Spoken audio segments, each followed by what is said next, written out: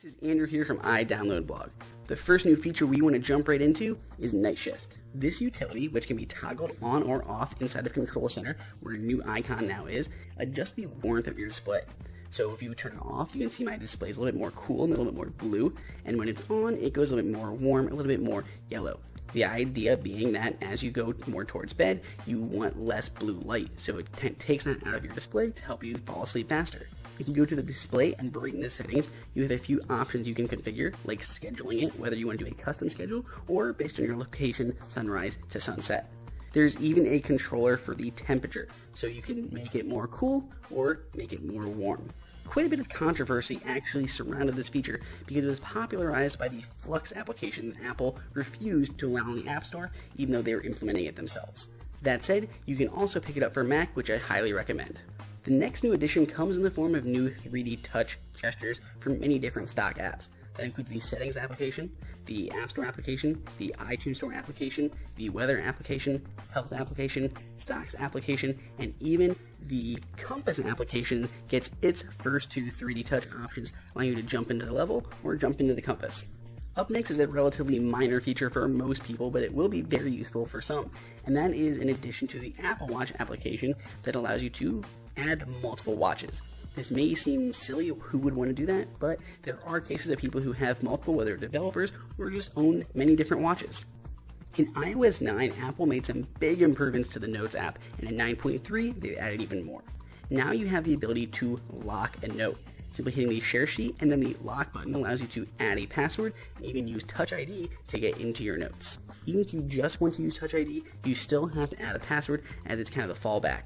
Once you have that added, there's a new lock icon at the top right hand corner, which allows you to lock it or unlock it, and it'll prompt you for Touch ID to get in. Once you do it in the Notes application, you can also set that up inside of the Settings application. Just go down to Find Notes, and you have the option to add passwords here. Also on the Notes application is the ability to now sync any media that's been added to a note to your photo app. Let's hop now from our Settings app to the Health application. The Health application has some new features that are going to be greatly beneficial to Apple Watch owners, and that is the addition of the activity metric. You can find it under all metrics under activity, and it'll allow you to view your move, exercise, and stand data that you're collecting from your Apple Watch.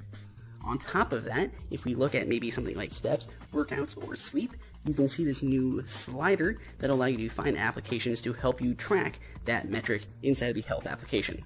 For those out there that use the News application, there's now improved recommendations with suggested trending topics and editor's picks right in the For You section. It'll also now work in landscape mode on iPhone, which is a big improvement. And the last is kind of a small thing, but it was very useful, especially for publishers, is the ability to add video right in line. So now I can just put a video into an article and play it, which makes people not have to leave the application to jump to a video player. If you're on certain carriers like AT&T, you've had the ability now for some time to do Wi-Fi calling on the iPhone. With 9.3, that comes to Verizon. If you're unfamiliar with this feature, basically it means you can use your Wi-Fi network instead of having to rely on a cell signal. So you have bad reception in your house, you can still get away with making a phone call crystal clear.